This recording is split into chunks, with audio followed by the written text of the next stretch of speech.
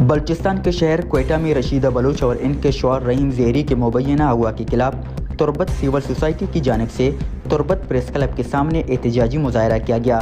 इस मौके पर तुर्बत सिविल सोसाइटी के कन्वीनर गुलजार दोस्त, BSO पज्जार के सदर बाउट चंगेज़ और BSO के सदर करमकान बलूच ने खताब करते हुए कहा कि ख़वातीन की गिरफ्तारी हमारे चादर और चार दीवारी की पामाली है, बलूच कौमी रवायत के खिलाफ है, इस तरह के हमल से बाज आना चाहिए। गुलजार दोस्त ने मजीद खताब करते हुए कहा कि तुर्बत बलूच बुमा हर जुल्म जबर के बीते तुर्बत कीच पात के थे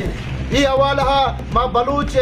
ई के नस्ल कुशी बुआ गाए बलूचारा गारो बीगवा कना को जिंदाना नहीं तो का दौड़ दे बुता बल्कि हंगता इस सिलसिला अनुज जारी है तनी वदी तक चला गए अमीर हंगामा दिस्ता दूषी तुर्बता आर्थोपेडिक डॉक्टर सर्जन वाहिद बख्श बलूच लोग सरा दौर कनक बीते आएगी लोग जनियादम और जालबूला ना ज्यादा कनक बीते हरासान कनक बीते माँ सरपत बंक ये रियासत की पॉलिसी बलूचारा